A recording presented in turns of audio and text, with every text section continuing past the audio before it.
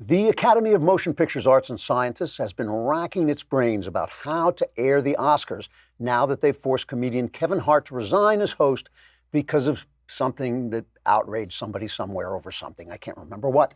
According to a statement issued by Academy President Shirley Whiteman to the two junior high school students he was having sex with, quote, "We've managed to damage a black man's career, so that's proved how virtuously politically correct we are. But now we need to hire another comedian who can make jokes without offending anyone except the sort of clueless, brainless middle Americans who made this country great so we could live off the fat of the land by making movies no one wants to see and then giving each other awards for them," unquote. Trying to find a more inoffensive host than Hart, the Academy has so far auditioned a white noise machine and a wind-up bunny rabbit, but has recently begun to consider putting on the show without any host at all. In a statement issued through his ecstasy supplier, Whiteman said, quote, "Not only will we have no host, but we're considering doing the entire show without any audience as well. That way it would look more like the movies we'd be honoring and would make a statement about the fact that modern audiences simply are not woke enough to understand such small but beautiful films as Snakey, the tender story of a teenage transgender who decides to cut off his penis and turn it into a hand puppet, or Midnight Blue, the searing expose of how a bigoted police force imprisoned a sensitive young man just as he blossomed into homosexuality after slaughtering his mother and father in their bed," unquote. Whiteman says if the new Oscar show without any host or audience is successful, Hollywood will consider staging the award show without actually making any movies, just to see if anyone notices. Trigger warning, I'm Andrew Klavan, and this is The Andrew Klavan Show. I feel hunky-dunky, life is tickety-boo.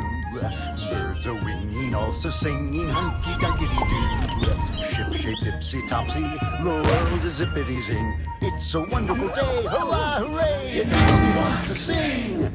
Oh, hurrah, hooray! Oh, hooray, hurrah!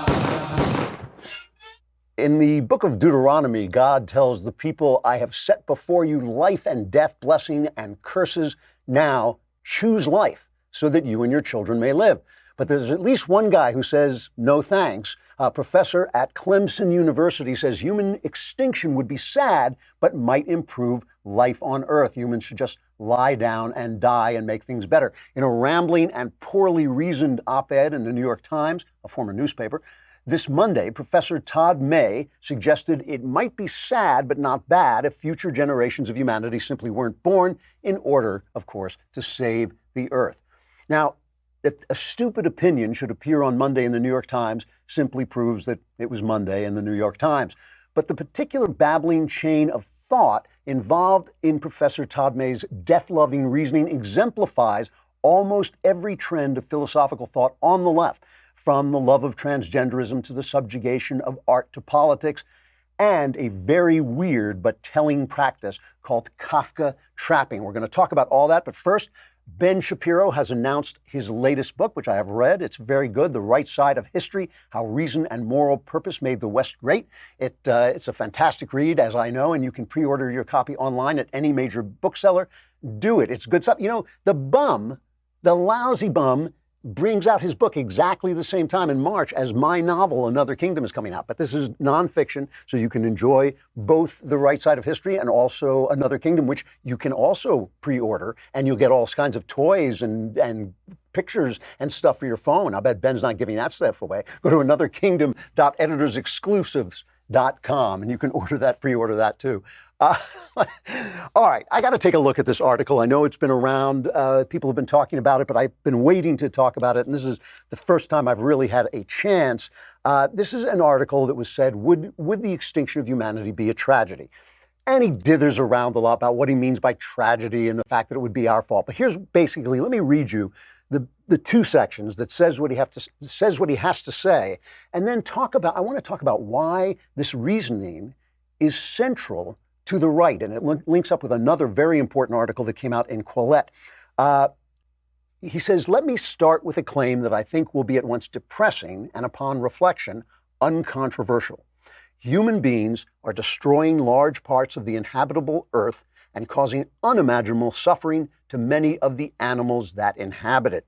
This is happening through at least three means. First, human contribution to climate change is devastating ecosystems, as the recent article on Yellowstone Park in the New York Times exemplifies. Second, increasing human population is encroaching on ecosystems that would otherwise be intact. And third, factory farming fosters the creation of millions upon millions of animals for whom it offers nothing but suffering and misery before slaughtering them in often barbaric ways, but cooking them in very tasty ways, I should add. There is no reason to think that those practices are going to go away anytime soon. Quite the opposite. Humanity, then, is the source of devastation of the lives of conscious animals on a scale that is difficult to comprehend. Now, a lot of these environmental problems, of course, would be solved if the professor just stopped reading the New York Times. The New York Times, because this is where most of the problems exist. I mean, we do make a mess of things before we clean things up. Human beings do make messes before we clean them up. We created the London fog. If you've read about that in books, there was a London fog that you could, pea souper they used to call it, that you couldn't see through. They got alternate forms of heating rather than coal, and the London fog went away. LA used to have a green smog that would roll in, all that it would make it very, very difficult to breathe. Catalytic converters solved that. Human problems are very often solved by human beings inventing new stuff. I would guess that we are not far away from ways of storing solar energy and wind energy that will make those forms of energy useful as they are not right now. All right, but he is dealing with the torment that is inflicted on animals by the mass creation of food, And by the way, let me just say that while I want to solve this problem last, after I solve the problem of human beings, I mean, as long as a child is suffering on Earth, I care about this much more than a goat. But I do believe we could treat animals better. I will say that. I think animals could be treated better. More important that we eat and love and laugh and be merry than that we do that. But I do think that it is something on the list of things that we are going to have to do, that we're going to want to do eventually. But he says, nope, there is just too much torment wreaked upon too many animals and too certain a prospect that this is going to continue and probably increase. It would overwhelm anything we might place on the other side of the ledger. Our own science is revealing the richness of the lives of our fellow creatures, that they have consciousness and have complex emotional relationships with each other. And this ironically gives us a reason to eliminate our own continued existence. In other words, because we are harming other conscious creatures, we should eliminate our existence. Now, he says, one might ask here whether, given this view, it would also be a good thing for those of us who are currently here to end our lives in order to prevent further animal suffering. Should we kill ourselves? Although I do not have a final answer to this question, he says, I guess we can all count ourselves lucky. Otherwise, we might open the door and Professor Todd May would be outside with an axe. But he says, I do not have a final answer to this question. We should recognize that the case of future humans is very different from the case of currently existing humans. I love the New York. I read the New York Times every morning just for the satire. It says, to demand of currently existing humans that they should end their lives would introduce significant suffering among those who have much to lose by dying. In contrast, preventing future humans from existing does not introduce such suffering, since those human beings will not exist and therefore not have lives to sacrifice. The two situations are not analogous. This guy is like a cartoon character in some takeoff on academics, but here he is in the New York Times. He says, it well may be then that the extinction of humanity would make the world better off, and yet would be a tragedy. It's a tragedy because it's our own fault. See, our tragic flaw was that we are doing these terrible things. I don't want to say this for sure, he says, since the issue is quite complex. It's quite complex whether we should all die or not. But it certainly seems a live possibility, and that by itself disturbs me. Now, again, the fact that the New York Times is running comically stupid philosophical op-eds is not news, right? It's the New York Times. It's the op-ed page. It's Knucklehead Row, that there's another knucklehead involved. It should not surprise us. But it's important because of the way he's thinking and why he's wrong. And in the middle of this article, he kind of flirts with some of the reasons why he's wrong, and he dithers about them for a while. But here is the thing, okay? Every value that he's talking about is a human value and would cease to exist without humans to notice it. The idea that consciousness is a good and suffering is a bad is a human value.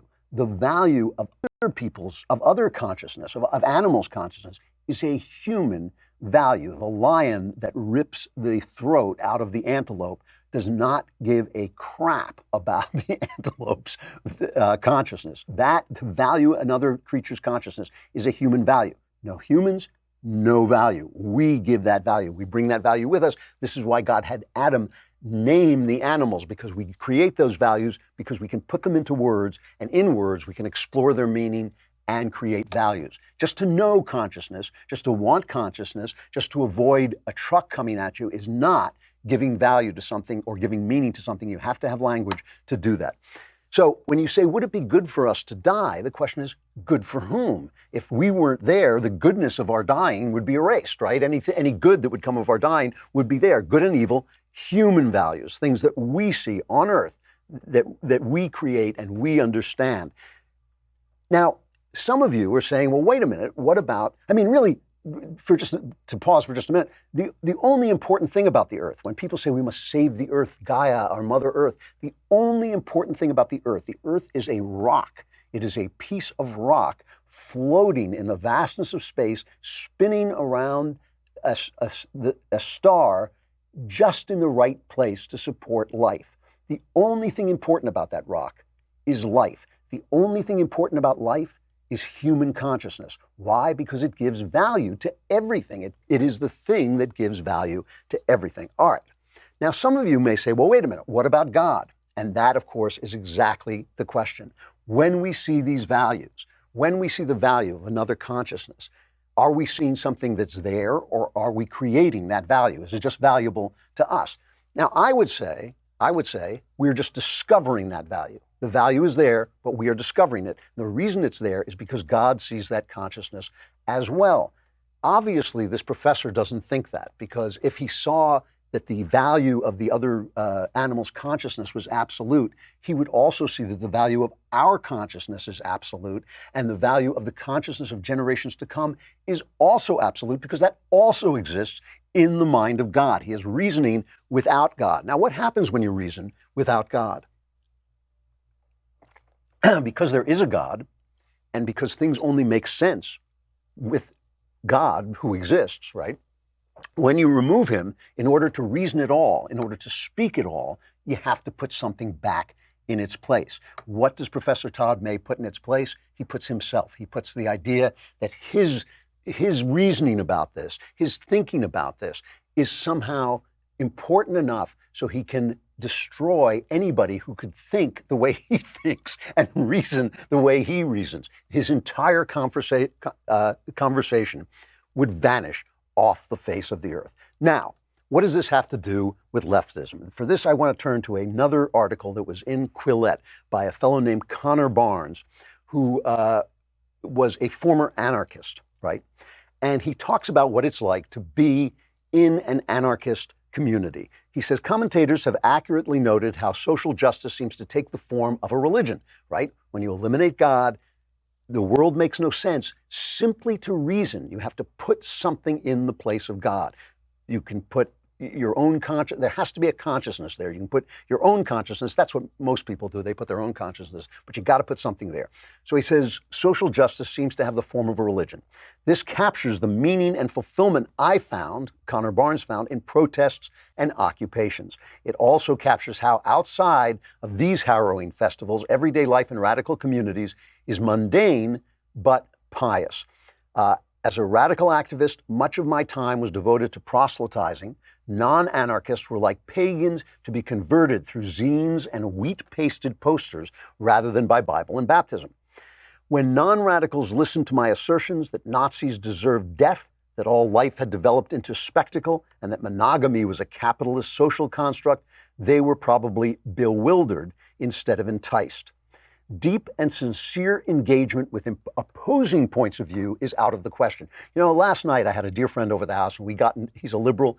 We got into a discussion. We found so much in common. We found so much between us that we agreed on, including his dislike and rejection of identity politics, of silencing people, so much that we agreed on, even as we disagreed on who the good politicians were and what the good policies were. But if you're a radical, deep and sincere engagement with opposing points of view is out of the question, says Connor Barnes, because it has replaced God. Radicalism is like a clan, too suspicious of outsiders to abandon cousin marriage, and like incestuous offspring, radicalism's intellectual offspring accumulate genetic load. Escape from the paradigm of suspicion is hindered by Kafka trapping.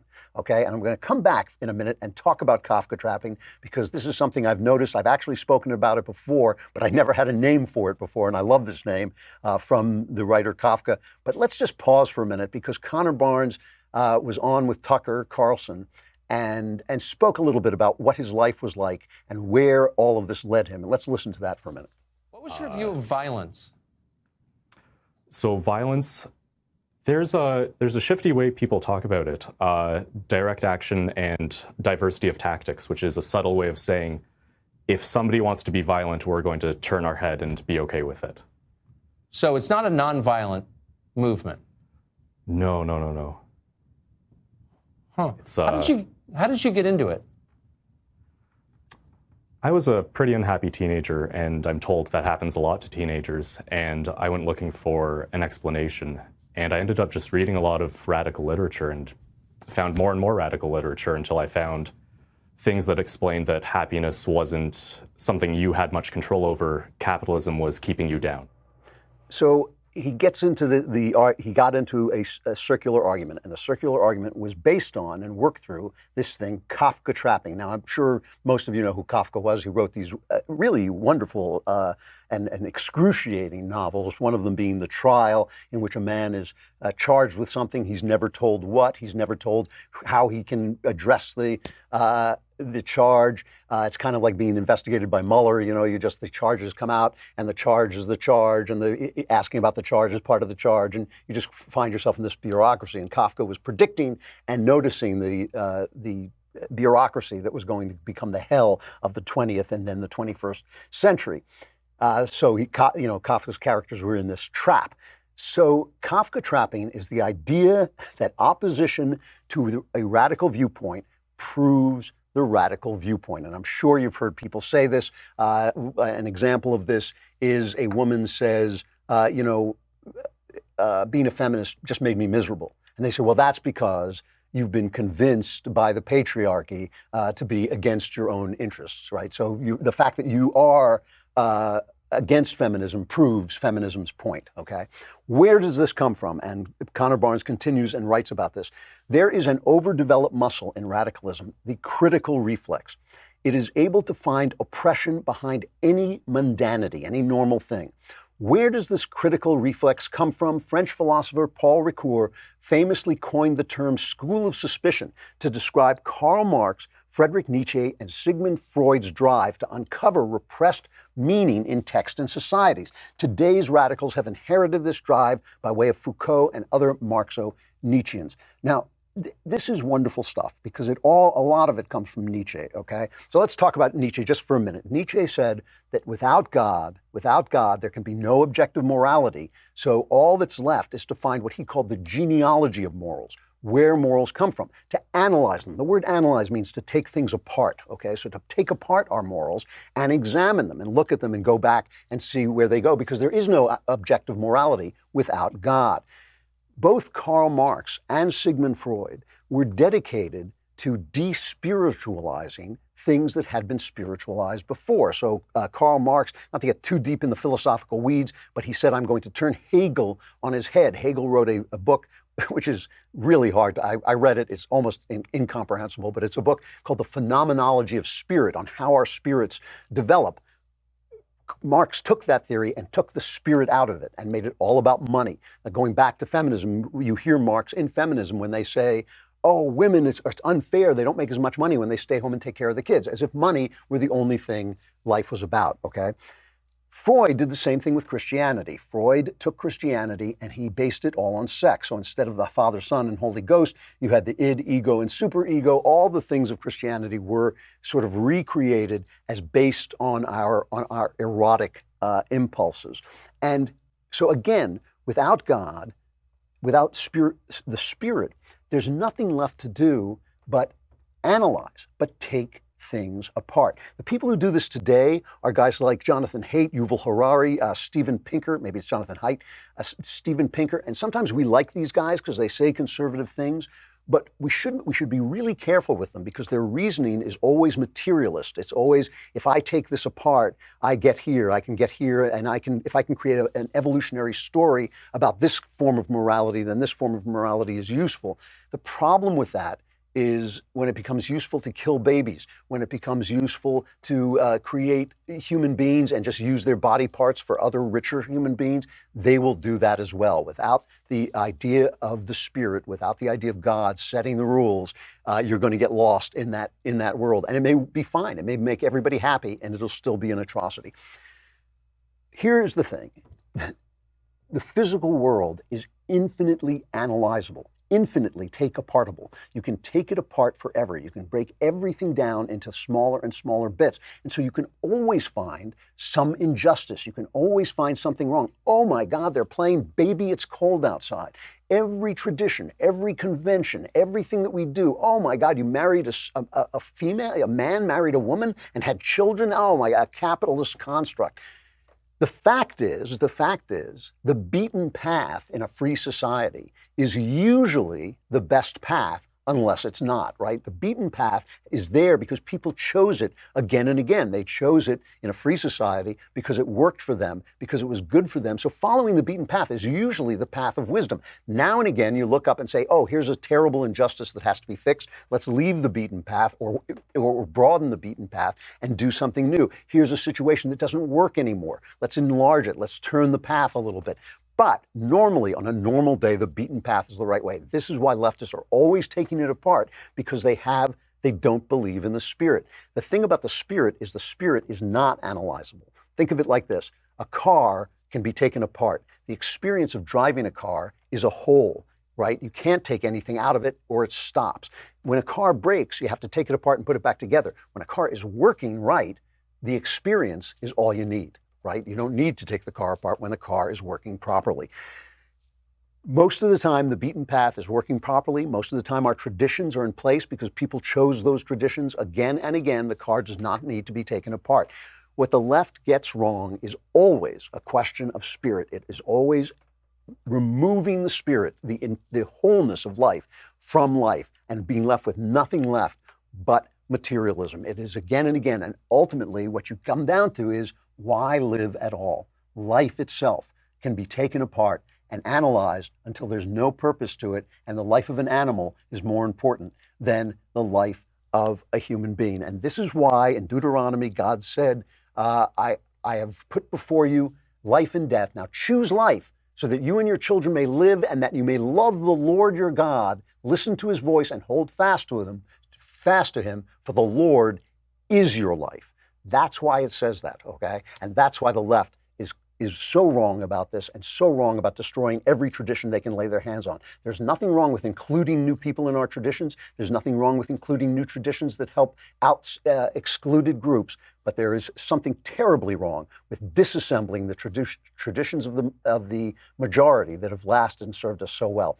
It is almost time for our next episode of The Conversation. Today, this very day at 5:30 p.m. Eastern, 2:30 p.m. Pacific, all of your questions will be answered by the one and only Ben Shapiro. And as always, the one and only lovely and talented Elisha Krauss will be hosting and making sure that all the important questions go straight to Ben. Once again, subscribe, dailywire.com. Subscribe. You get so much, including your questions answered by Ben Shapiro today at 5:30 p.m. Eastern, 2:30 p.m. Pacific. Join the conversation. All right, we are going to break from YouTube. We're no longer on Facebook. Nobody tells me anything, but apparently we're no longer on Facebook. And the mailbag is coming up. All your questions will...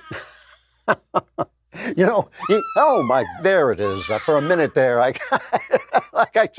saw it flash before my eyes, but I didn't hear the scream. We only play that to kill drivers. That's the only reason we play it. But we'll be playing it again in just a moment. We have really good questions today, and I finally got to the mailbag in time to answer as many as I possibly can. We'll come on over to dailywire.com and hear the rest of the show.